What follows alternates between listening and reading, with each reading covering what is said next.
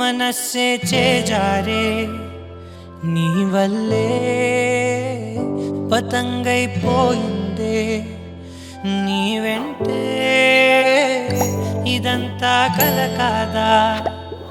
ఇప్పుడే first love song చూసాను. Actually song గారు మంచి బ్యూటిఫుల్ లవ్ స్టోరీ చెప్పారు.